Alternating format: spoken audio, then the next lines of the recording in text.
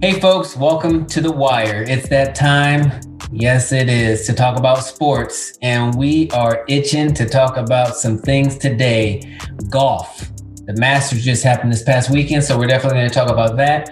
We're going to talk some football for you, and we're going to talk about the greatest of all times wrestler style, okay? And when I mean wrestler style, I'm going back in the day. I haven't watched it since, but I'm going back in the day. I'm talking about Mankind. I'm talking about Undertaker. I'm talking about Kane. I'm talking about Steve Austin. I'm talking about The Rock. I'm talking about Hulk Hogan. I'm talking about Bret Hart. I'm talking about a lot of different things. But first, we're going to talk about golf. The Masters just happened, okay? And everyone knows the Masters is one of 4 major championships that happen in professional golf. It kind of starts everything off. And we had some predictions. Some of those predictions didn't follow through. Some of them fell short. Kind of like Tiger Woods did on the 12th hole. He got plus 10 on the 12th hole. Holy moly, Tiger, holy moly. Now, this is the only thing I'll say about Tiger, and the only thing that I liked was that he birdied 5 of the next 6 holes after that plus 10. So if you take that plus 10 out, ladies and gentlemen, and he would have just got a par on that, he would have finished at -8, which he would have been tied for 13th. He still wouldn't have won, but he would have been tied for 13th. Instead, he ended up being tied for 38. Tiger, we can't say anything else to you or about you right now because it's all about DJ. Dustin Johnson wins the Masters tournament. He had a -4 round on day 4, ended up with -20 for the entire tournament, and beat out all the competition. The second person to him was -15. Richie, Marvin, Justo, tell me how you felt about the Masters this past weekend. I mean, I'll start it off. I'm going to let Marv talk about the record that DJ hit, quite frankly, and he beat Tiger. I believe Tiger was 1997 when he had that record originally, and he had held it. What I think was kind of weird, and I've already experienced it kind of, so I can only imagine for DJ specifically when I say this, is watching a celebration without like the roars. You know, like I remember we talked about getting to see the beauty of the course, but then it was just like weird not having the crowd and the experience of that and the celebration, and particularly in golf, where it's such an individual sport. And yes, as the caddy, as somebody who's caddied for years, the point being, you're basically on your own, and yeah, you're caddy and your team in that sense, but it's kind of you. So it's like you always, that celebration with the the audience and the crowd and like the gallery is what it's called. I was expecting, it just felt off in that sense. Not like that he didn't perform well, he did incredible, and again, record-breaking performance, but it just seemed a little, not empty, but it just felt a little strange, I guess is what I would say as an audience member, like not getting to see that crazy celebration due to COVID. So congratulations to him. Like I said, record-breaking performance. It was incredible. I mean, he dominated. What was the next closest guy? You said five off from him? It wasn't even close, 5 off.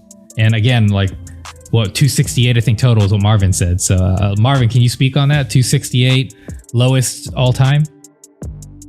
Yeah, 20 under. I mean, he cleared the field. There was nobody in reach of Dustin Johnson from the first round.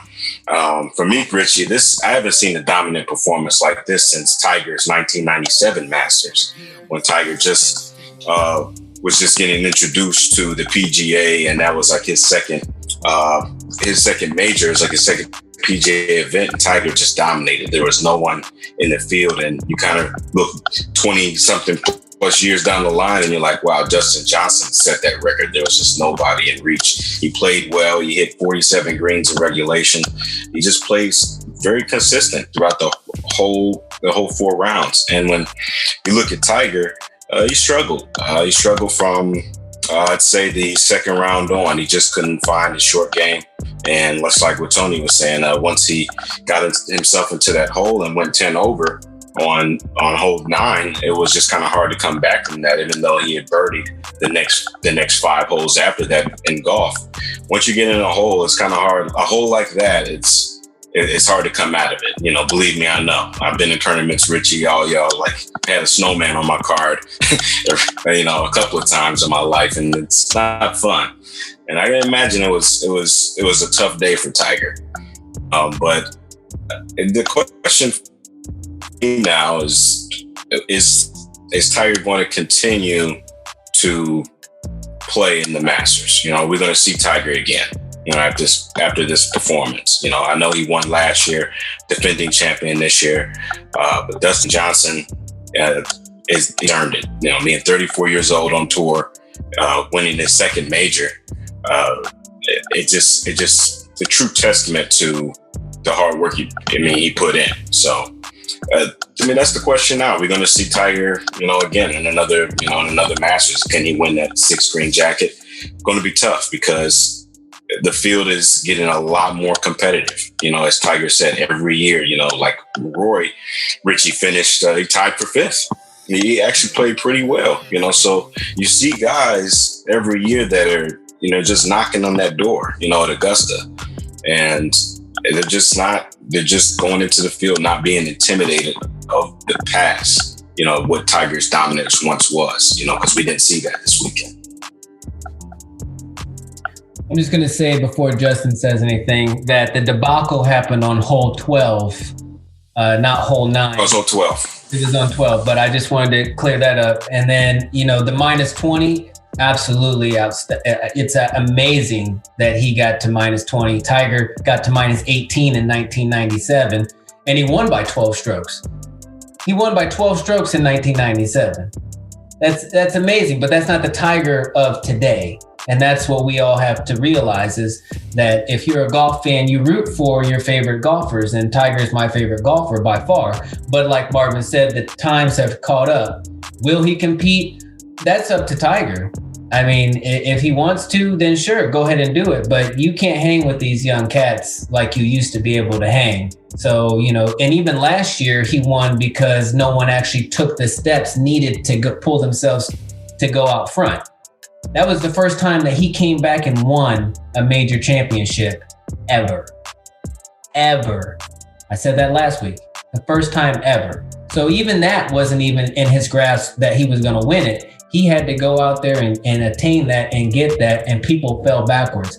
And I forget what the guy, Molinari, I think is his name, he actually had the lead. But he pulled a Tiger like Tiger pulled this year. And he hit it in the water twice last year. And that's why he ended up losing the Masters last year. And that's why Tiger won. But everybody doesn't see it that way. They see it the other way, which is that Tiger was the reason that he won the championship, not that the other. And it is Tiger. But that other guy, he had a chance. He definitely had a chance. All right, Justo, I'm sorry. You can go ahead and take your turn. Oh, you're good, man. My turn's real short. You guys know I'm not huge on golf, but I try to check it out as much as I can. I think what I can speak on the best is... All right. Thank you very much, Justin. That was very nice. Go ahead. No, just go ahead. Go ahead. Well, I'm just going to kind of go off of Marvin's question, which is a question we've seen with other professional athletes across the different sports, like a forever Brett Favre conversation. When's he going to give up? The conversation they're having now about like Ben Roethlisberger and some of these guys, Drew Brees. Like you said, Tony, it's kind of up to them. But to Marvin's point, and the thing that the chord that Marvin kind of struck with me is in the acting business is another one where there are young, hungry, talented people coming up every single day. And when I first took acting one, I was fortunate enough to have a very tough professor, a coach, a mentor who told all of us how it was, telling people, hey, you're overweight or you need to get your teeth fixed or whatever. If you got a problem with that, get out. And then he said, anybody else, if you got a problem, seriously get out, because there's a line that is forever long of people who want to just get into this first course. And I think that's the same thing. You see golf has expanded over the years into like a highly competitive high school division, college, everything. Golf has become this huge sport, and so of course there's going to be new powerhouses, sharks that are going to be coming into this business every year. So Tiger has to decide if he has one more big one in him, and I agree with Tony. I think he's going to have to figure out how to win, because I think his days of just flat dominating are gone because of all of the raw talent that just keeps popping up. And congratulations to DJ on his second big tour win. All right. Well, you heard it here on The Wire. We talked a little bit about the Masters. Richie, did you want to say anything about answering Marvin's question before we go to the next thing, or are we okay to move on? Yeah, we are okay to move on, my friend. All right. Well, then you know where we're going. We're going to what happened this past weekend with the NFL, baby. We're going to save wrestling for last. We're going to get right into the NFL. So I have the pleasure to talk about some of these games that happened. And boy, oh boy, here's the recap for you. Here it comes. The Colts beat the Titans 34-17. The Browns beat the Texans 10-7. The Lions squeaked out on a win against the Washington football team 30-27. The Buccaneers recovered from their last week debacle and scored 46 points against the Panthers 23. The Eagles lost to the Giants 17-27. The Packers scored 24. The Jaguars scored 20. The Cardinals, wow. Boy, oh boy, I'm going to give somebody that game, and I hope they take it. They better not defer it. The Cardinals on a Hail Mary pass caught by Hopkins, 32-30 against the Bills. The Dolphins, 29. The Chargers, 21. The Raiders 37, the Broncos 12. The Rams took care of the Seahawks. What's going on with the Seahawks? Man, 23-16. The Saints and the 49ers game. The Saints took care of business, 27, 49ers 13. The Bengals, the Steelers, 36. Steelers, 10 for the Bengals. And you have the Patriots. The what? The Patriots 23, the Ravens 17. The what? The Patriots 23, the Ravens 17. Wow. That was a game that I thought was going to go differently on Sunday Night Football, but I stayed and watched the weather was terrible. That was some bad weather, raining. You know, it's cold up in Foxborough. Ooh, it was terrible. So first up, I'm going to give it to my man, Richie, because he likes to talk and I like to hear him talk. That's just the way it is. Okay. I don't go that way, but if I did, hey. Anyway, so here we go. Are you ready for this, Richie? Yeah. Are you going to take the ball or take it or defer Bills Cardinals? Oh, taking the ball, please. I'm hitting mute. Take it away. Yeah, that or New Orleans would have been really fun. I got stuff for New Orleans, but what I will say about this game is, wow. Probably one of the most dominant moments I've seen in sports, like period. The only thing I think, and it wasn't even dominant per se, was just that beautiful little David Tyree catch with his forearm. Hopkins, what just happened? 3 guys, and they beat him there. The 3 guys beat him there. If you watch it, they were there before he was there. And, you know, I love Kyler Murray. I don't know if you saw his tweet, but he was memeing it. He's basically saying, hey, D-Hop's there, why not throw it? Like, who cares? Clearly it wasn't something they planned. It's the epitome of a Hail Mary. And this was like Madden. I don't know how else to describe it. I'm not trying to denigrate or downplay the rest of the game, but clearly this is what we talk about. So I want to focus on a one fired Bill O'Brien, B.O.B., as they call him in Houston. He traded DeAndre Hopkins, if people don't remember. And he got a lot for him, let me tell you. He got a David Johnson, the running back, who, I mean, let's be honest, and a 2nd round pick, and they swapped 4th picks for DeAndre Hopkins. Now, there's a lot of great talent right now in the league, particularly at wide receiver. You got Stefon Diggs, right?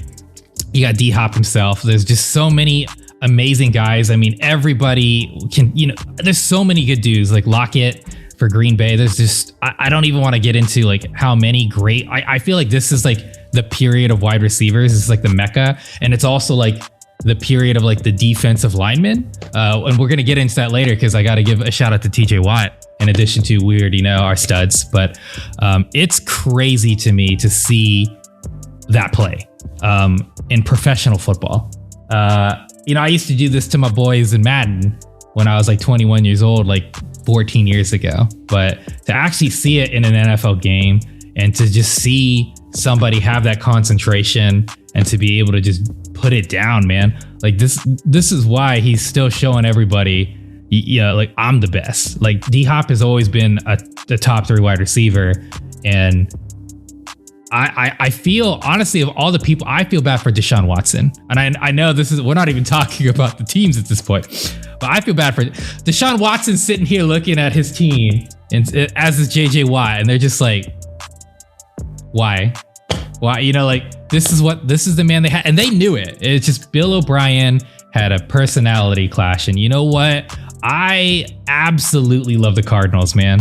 I love it. I love Kyler Murray and I love DeAndre Hopkins. And to me, that's my quarterback wide receiver punch, just because of like how dynamic Murray is. Because again, we already know what DeAndre Hopkins brings, as we saw in that Hail Mary pass.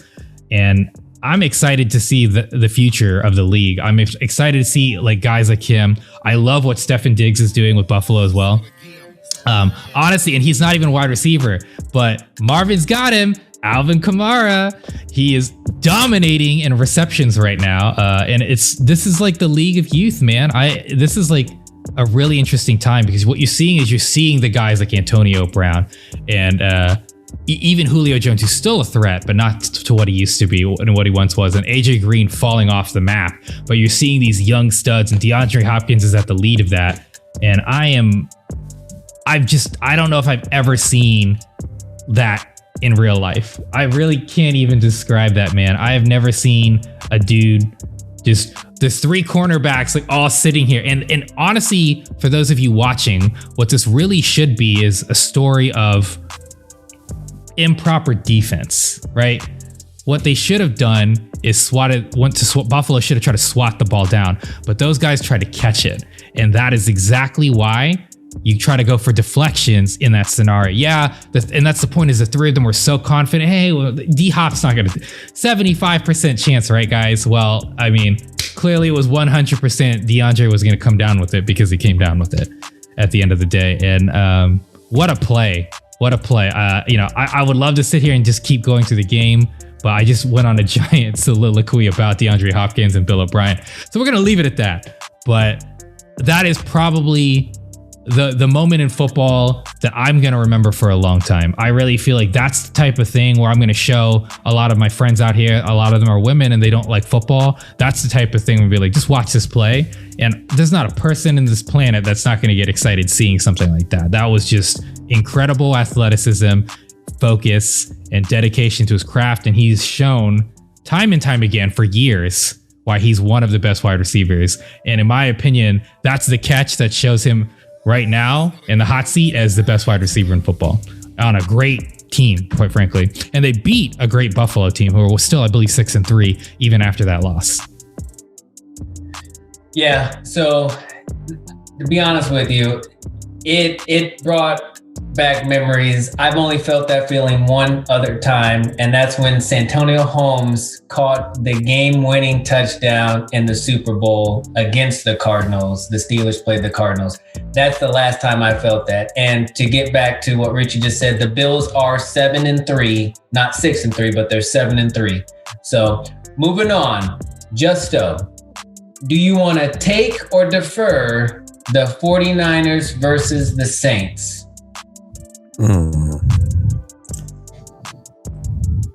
Well, I'm going to take it and defer it, because this is how I feel about it. Now, the Saints won, good on them.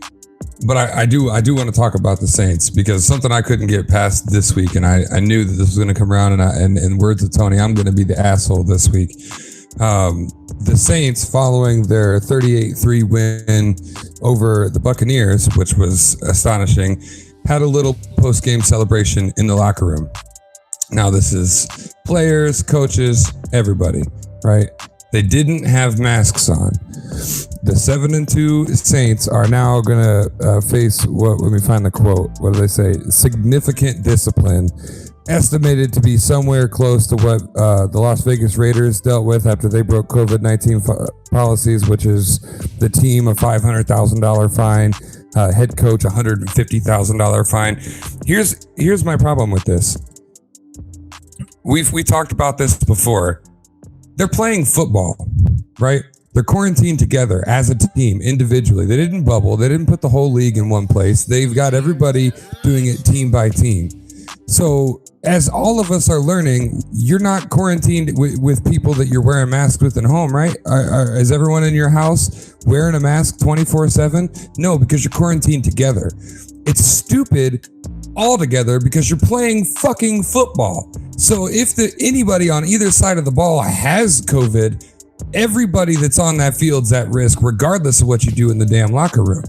Now, we're spending time finding these teams $500,000 fucking dollars over a little celebration over a win that was worth celebrating about. First of all, who posted the video? Where was your head at? Because clearly the NFL is taking the fine part of this seriously, which we knew they would, because what is this about? It's about money. That's the only reason we're playing football, right?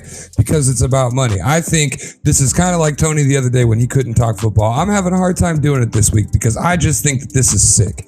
This is sick. This is the NFL showing their true colors. This was a chance to make another $700,000 off a team because they celebrated in their personal locker room with the people that they're quarantined with 24/7. Yeah, they got to wear masks on the field. Yeah, they're starting to bring people in. Yeah, that's stupid and dangerous. So maybe find yourselves for the giant fucking stupid decision to have this season in the first place and stop focusing on little shit like a team celebrating in the locker room. It doesn't matter at that point. They've been sweating, spitting, and rubbing themselves all over another 11 guys at least for the past 4 hours. So what does it matter what goes on in this locker room? I don't know. I think I'll be ready to talk football again next week, but I'm still just with stories like this coming to the forefront. I'm like, why are we even playing? Why are we putting all these people and their families at risk?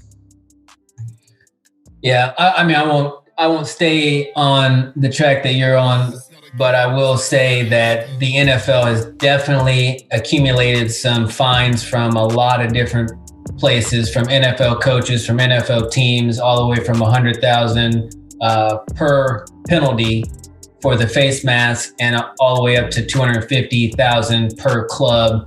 And there's multiple of those out there. So yeah, they're definitely getting some cash in on some of the restrictions that they have. And if they have those restrictions, then they have those restrictions. The teams just have to abide by those restrictions. But I'm right there with you, Justin.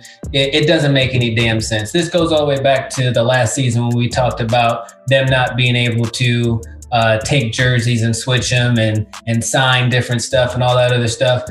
You're on the field already. You're shaking hands with people or fist pumps or whatever you see, and you still have those people out there that don't have masks on when they get to the center of the field at the end of the game. Plus, they play the whole damn game without a mask on already. So I'm right there with you. I won't say much more because there's no point of it, and I don't want to waste the time. But I'm right there with you, Justin. I totally agree. Marvin, my man, let's see if you take this one, home dog skillet. Do you take or defer the Ravens versus the Patriots?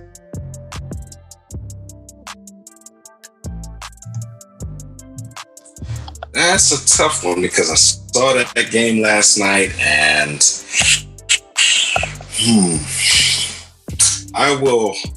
I'll defer on this one.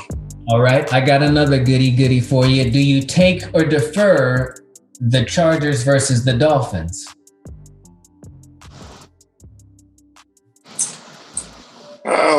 I'll defer that one too. All right, I got another. I think, but I will say the Dolphins are on the right track. Yep, five straight wins. Do you take or defer the Seahawks versus the Rams? Oh, give me that one. Give me that one. Line it up and serve. Give me that one. Oh yeah, because the scope is officially on Russell Wilson and the rest of that squad. Particularly the microscope is on that defense. Now we all understand that they lost Jamal Adams this Sunday to another injury. Their defense has been COVID and injury depleted all season long, but it doesn't negate the fact that Russell Wilson has been continually turning the ball over for the last 3 weeks. That's something to zero in on. This past Sunday, y'all, he had 2 interceptions and a fumble. You can't win football games like that. Now you got Tyler Lockett and you got DK Metcalf on the outside, and you got Jalen Ramsey covering it. Jalen Ramsey's not going to give up that much to DK Metcalf. I don't know who got it wrong in the scouting report, but Jalen Ramsey is an all-pro. He's been an all-pro for the last 5 years. And so he locked down DK Metcalf. That shut down the passing game. But y'all, when I look at the numbers here, Russell Wilson had 60 yards rushing. That's more than the 3 running backs that they started. You can't win football games like that. Now, you know that the running backs are hurt, but still, like I said last week, they are putting too much point of emphasis and weight on offense on Russell Wilson. They have to find another way, because they're starting to fall apart as if like they did last year. You know, we're not seeing Russell Wilson cook in the kitchen. You know, it's just smoke. I don't see nothing cooking. He's not cooking right now. And in that division, it's getting a lot tougher, Tony. That division is really tough. You see the Cardinals.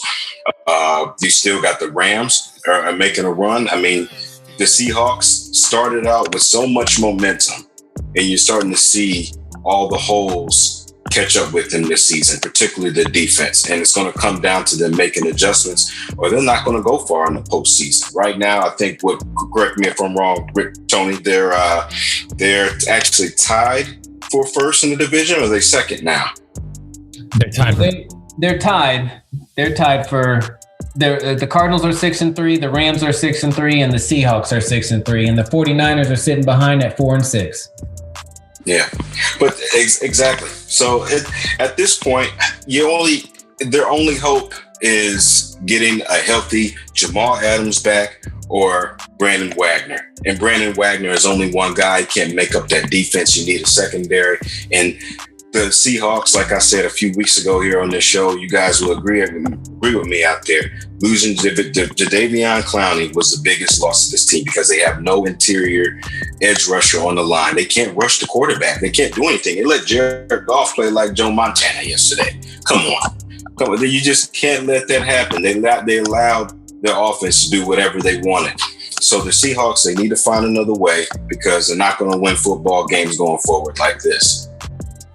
Yeah, I mean, honestly, and I'll say this, Marv, they might not even make the playoffs if they keep playing like this, because they're in, like you said, they're in with the and the Cardinals. And let's not forget, you got the Saints and you have the Buccaneers, who are also extremely hot. You know, we don't need to talk about the East, but they're going to be competing with the Saints/Buccaneers, one of the NFC South teams, for the wild card, in addition to the Rams and, the Cardinals. So if they don't get their act together, they're not even making the playoffs. And that's crazy, because a couple weeks ago, all we were talking about is MVP Russell Wilson. But like you just said, I'm shocked by it. And then the other thing I'm shocked by, and I have to bring this up, guys, about the Saints game, is not that Drew Brees got hurt. If you didn't know, he punctured his lung, and he has at least one broken rib, I believe. But Taysom Hill is still not being named starter.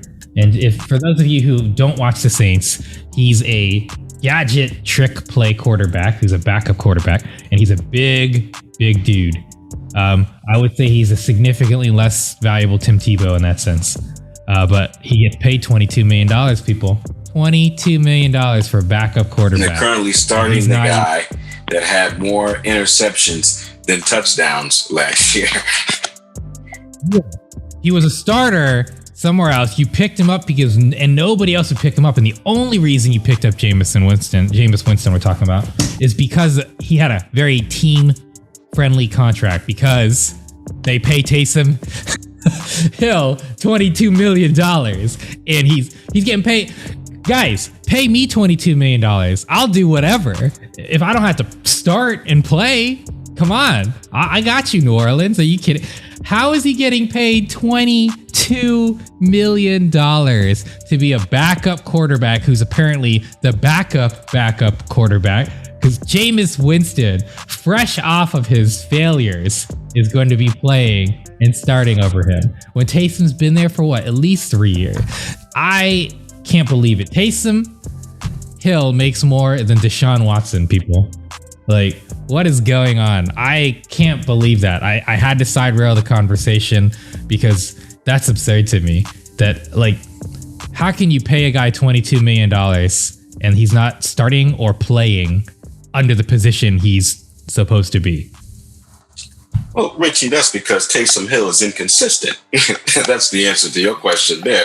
That may be true what you're saying about Taysom Hill, because for me, I'm not a huge Taysom Hill fan. I'm not a big fan of when they put him in there on third down, and he has a habit of turning over the football, just like Jameis Winston. So really, where Sean Payton's at right now is a crossroads. He doesn't know which quarterback to start. So you have to go with the guy that pretty much has a cannon. Got to go with Jameis Winston, because at this point, you're probably going to be playing from behind. So you will probably want Jameis Winston in for the next 3 weeks, because Taysom Hill, you're right, Richie, is a gadget player, used all over the field, but only as good as the positions Drew Brees puts him in. He's not a team. Yeah. He's not a guy that's going to lead the team for 4 quarters. He's not going to do that. That's not his job. 3 years he's played for the Saints. He's thrown 13 passes. I didn't say completed. Thrown 13 passes. There's a reason for that. There's a reason for that, and I don't want to get into it, but 13 passes, and he's making $20 million. He's carried 27 carries for 156 yards this year, and he's getting $20 million. Shouldn't be getting that much money. That's just outrageous. All right, so you heard it here. I do want to emphasize what Richie was talking about. Let's say that the season ended today. Okay, it's all said and done. The season ends today. The Eagles would be going to the playoffs. Here we go. The Cardinals would be going to the playoffs. The Packers would be going to the playoffs. Here we go. Saints would be going to the playoffs. The Buccaneers would be going to the playoffs. And the Rams would be going to the playoffs. So the Seahawks don't even make the playoffs if the season ended today. But the good news is the season doesn't end today, and we've got some more weeks of football, and you're going to catch it here on The Wire, all the follow-up if you need, because you couldn't watch the games. We're going to go to a quick commercial, and then we're going to talk about wrestling. If you smell what The Wire is cooking. Are you tired of the mundane one subject, one point of view podcast? Have you been searching for a show that combines comedy, games, current events, and hot new up-and-coming artists? Well, look no further. The H2G podcast has everything you need to start your week out right. So what are you waiting for? Stream previous seasons now at h2gpodcast.com. The H2G Podcast, Mondays at 10 a.m. Eastern Standard Time. Available at all social media platforms near you.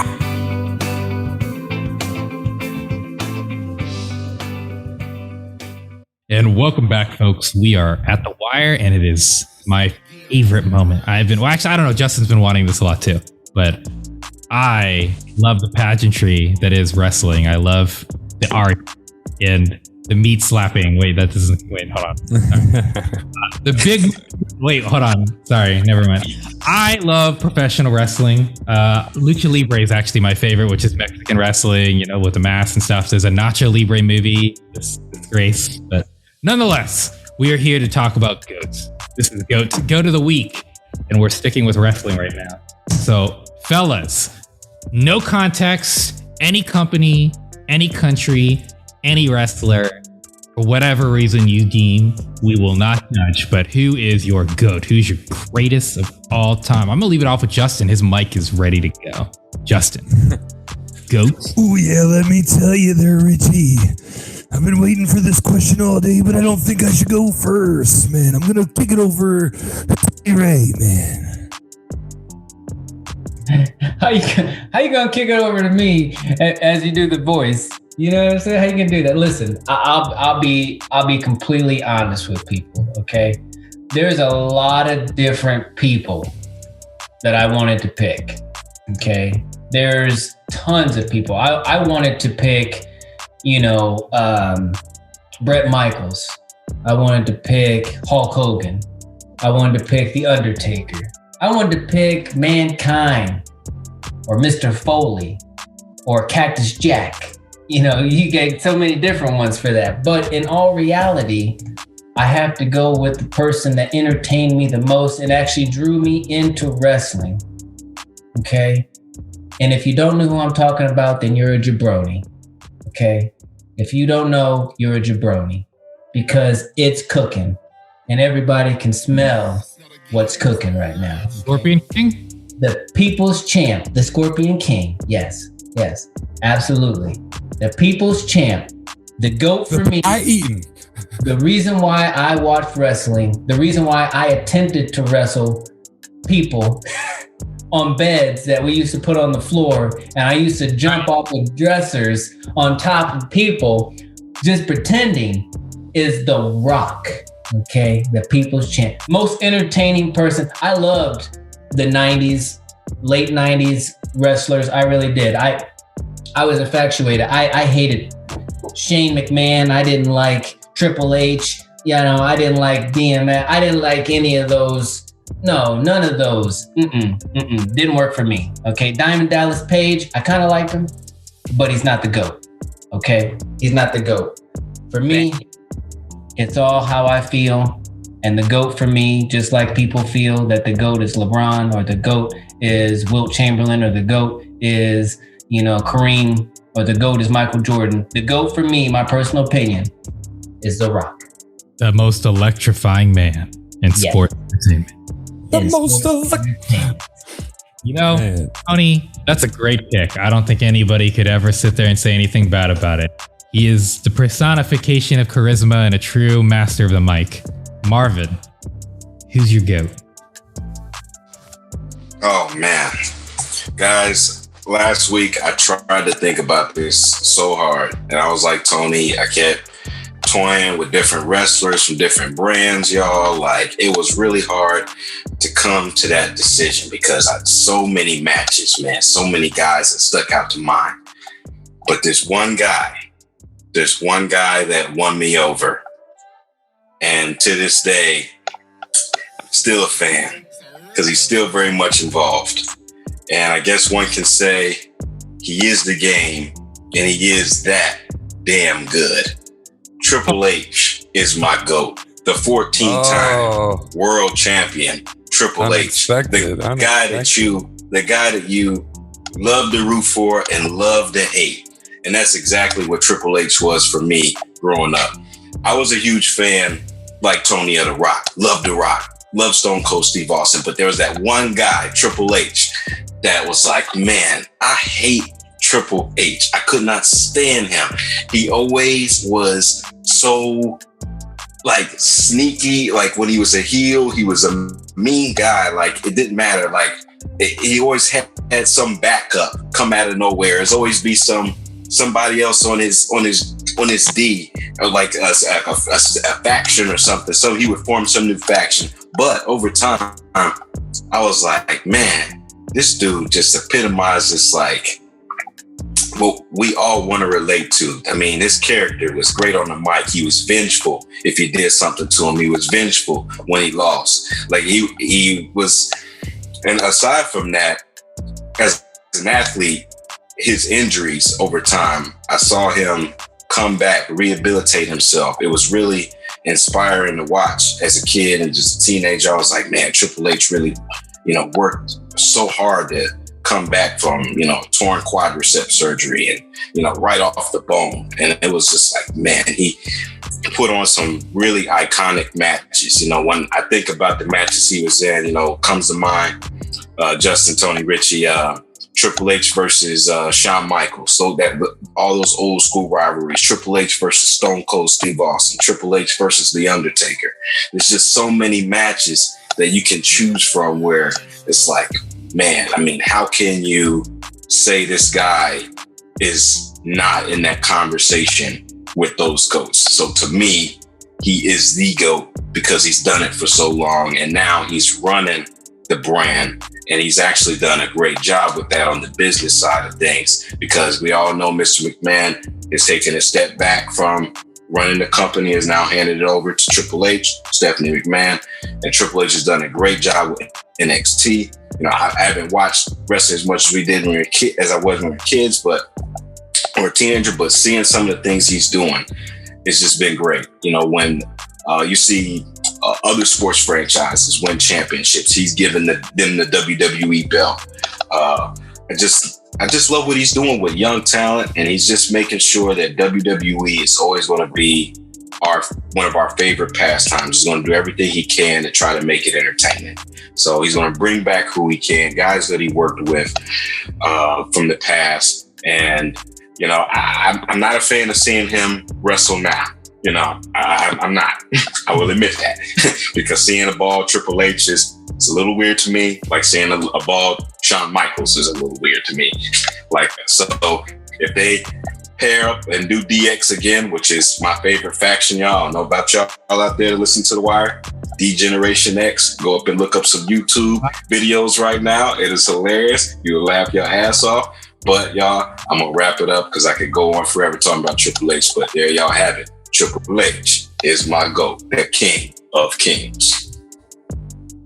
The game, the cerebral assassin. Marvin, I was not expecting that pick, but you know what? That's a good pick. And for the audience out there, if you don't know that gentleman, one of the biggest reasons, and Marvin just gave a laundry list because he is that damn good.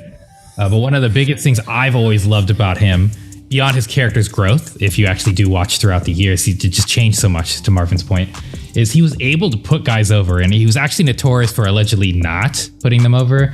But I mean, if you ever heard of a guy called Dave Bautista, he was the sole reason because Triple H was winning for like 3 years, and it was called the Reign of Terror, and he put Batista over. And by that, what I mean is he wasn't losing to anyone, including Bill Goldberg from WCW, and he just kept winning, and people were getting tired of it. And then his henchman, Dave Bautista, got to turn on him. The crowd went electric, and then he fought Batista 2 more times back to back in pay-per-views, and Batista beat him 3-0. And then they shook hands after the 3rd match, and it was kind of that passing of the torch to solidify Dave Bautista as the best of the best, along with John Cena at that point, and Triple H stepped down.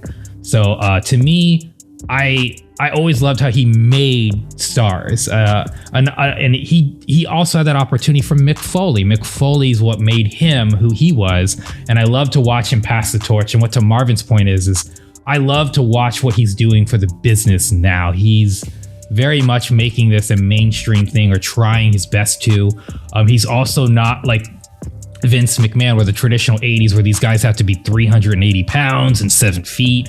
He's giving these guys like Ricochet, who's like 6 foot, 170 pounds, opportunities, and he can flip, and he has more of a lucha libre, athletic, acrobatic style. And that's really due to Triple H. So that's a really interesting pick. I didn't see that one coming at all, and myself included. So Marvin, thank you for the insight on that one. But Justin, I want to know after that, who's your GOAT? Well, first of all, I want to say I heard what you said, Marvin, and I got some words for you. You're fired! No, I just had to. Wrestling is where most of my impressions come from. I love this sport. I also think that Marvin could have led off with, if you check out Triple H, see how pristine his career has been. And if you're not down with that, we got 2 words for you. But now that all the quotes are out of the way, I think this is hard as shit because I've always been a tag team guy, for one. So like that's weird amongst most of my wrestling friends because they can talk about tag teams, but they don't prefer tag teams. So I'm thinking Young Bucks, Briscoe Brothers, Hardys, Dudleys, the Shield, like factions, you get into all that. There's so much talent out there.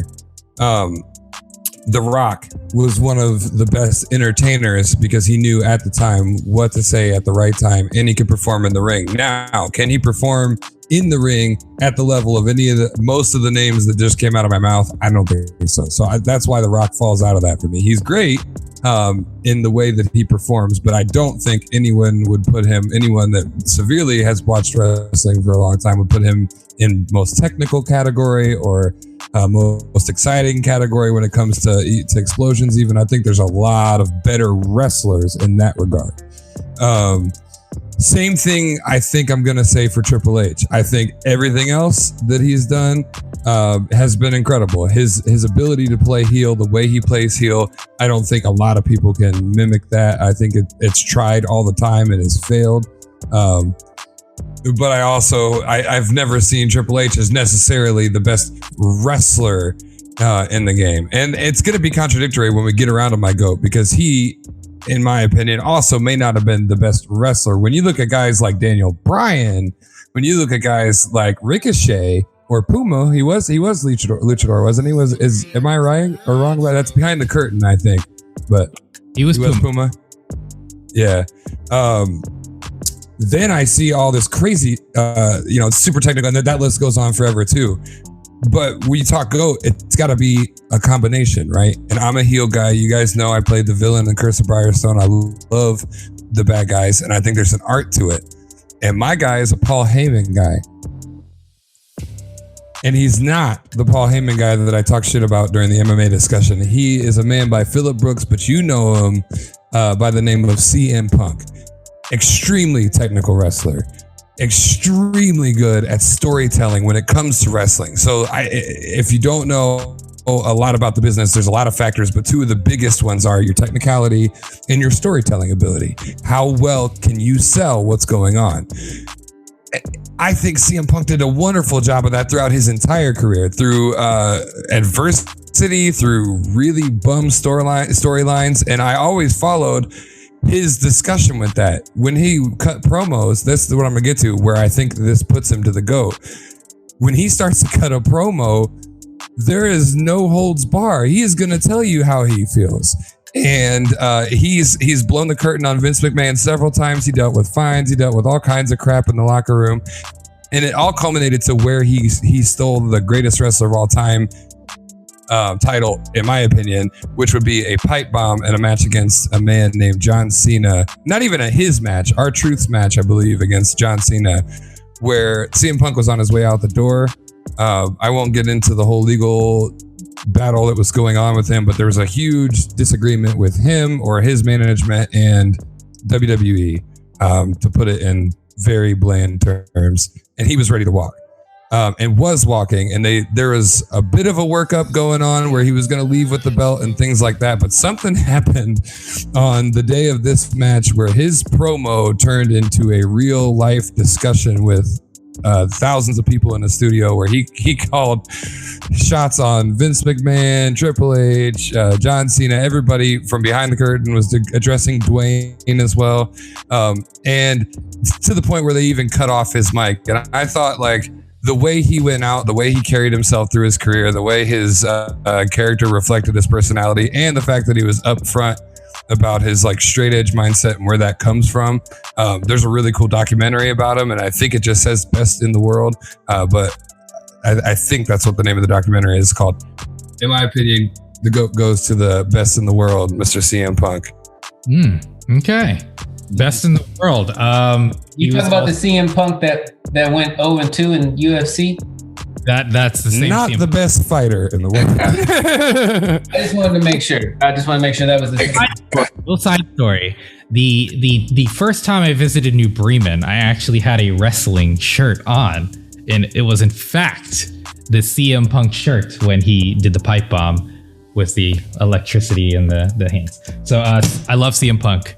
I don't have anything bad to say about it. I will say he's the first of the generation of what we call the indie darlings who got the opportunity to wrestle in WWE and really showcase what a lot of wrestling fans of our age didn't really see. That technical style that Justin referred to and alluded to. And then even, we got to see it even more with guys like Daniel Bryan, Bryan Danielson, who wrestled at the same time with him. So CM Punk, interesting pick. Didn't see that one coming either, but hey, I like it. Like I said, we're getting a very different group.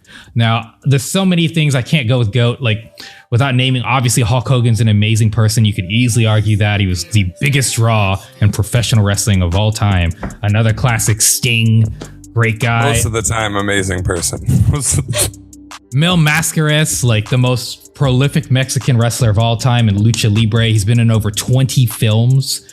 Like the king of Lucha Libre. I mean, there's so many people we could go to, but I mean, for me, It's easy. There's only one guy. It's the styling, profiling, limousine riding, jet flying, kiss stealing, wheeling dealing, son of a gun, Ric Flair, the nature.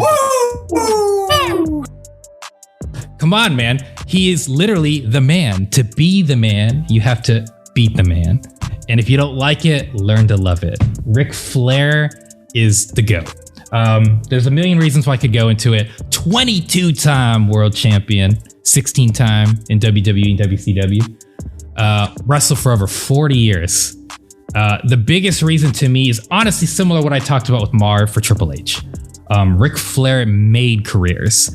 One of the things, and I'm not holding this against CM Punk, but this is what I love watching people put guys over. I think that's important. And what Ric Flair did is he put a rocket strap on guys like Ricky Steamboat, honestly, Macho Man. Hulk Hogan got even bigger after the whole NWA feud with him.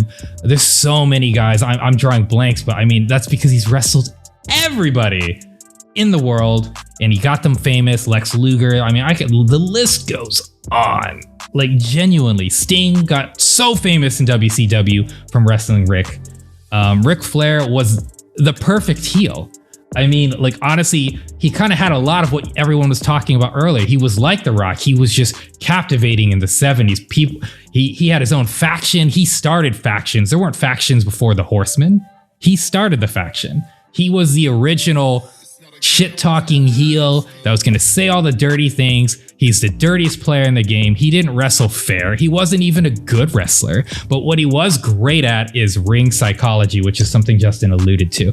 He always got the crowd revved up for him to get beat up, right? He'd start winning and cheating, like poking the eyes, kicking people in the groin. He'd cheat. And the crowd would get hot and, oh, boo. And they get really angry for his comeuppance. And he'd always have a comeuppance, which is why I love Ric Flair, is he didn't have an ego, even though he was the most egotistical wrestler there was. And his whole goal was giving the audience what they want. And at the end of his feuds, having the actual face, which is the good guy, come out on top. He may have been winning the feud at first, but like guys like Dusty Rhodes, the American Dream, became famous because of Ric Flair's shenanigans, of him constantly beating him. And Dusty ended up having what's called like Tough Times promo that blew him up, and then he ended up winning the title.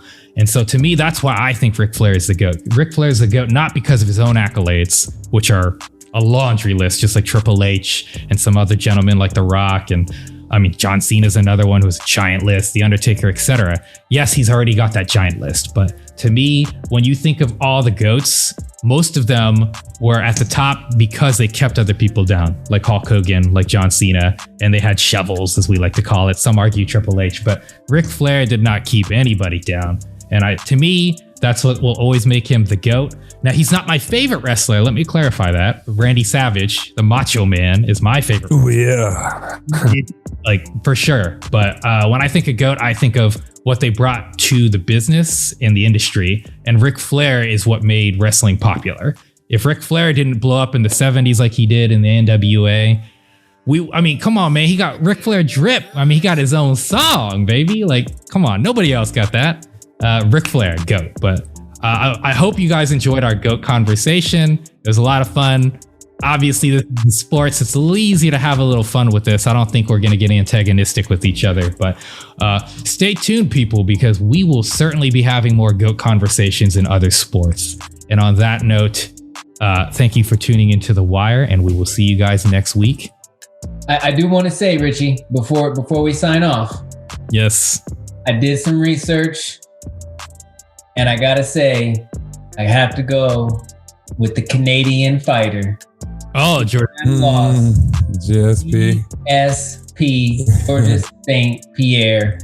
I saw some stuff, and hands down, sir, I give it to you. I like him a lot. A lot. Well, the only thing... John, you can watch the John Jones Daniel Cormier fight on YouTube, folks out there. That's a great fight. And see there's a lot of great fights on YouTube right now, actually. There are a lot of great fights. There's a lot. The thing I'll say about George that I'm most... Free cheating. Is a guy who, in a dominated sport of professional wrestling, like real professional amateur wrestling, he learned to wrestle without ever going into wrestling. He didn't wrestle in high school or anything. He was a karate guy that learned to wrestle in 3 years and out wrestled Matt Hughes, who was a 4-time NCAA champ, etc.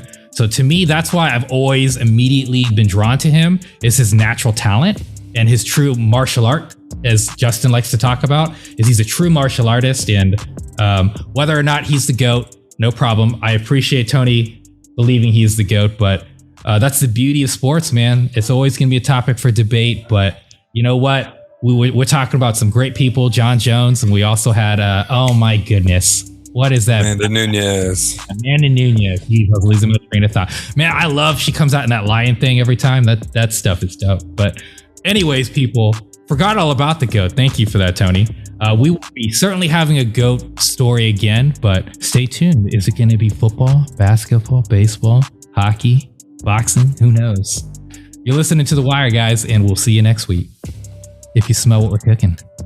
Jabroni.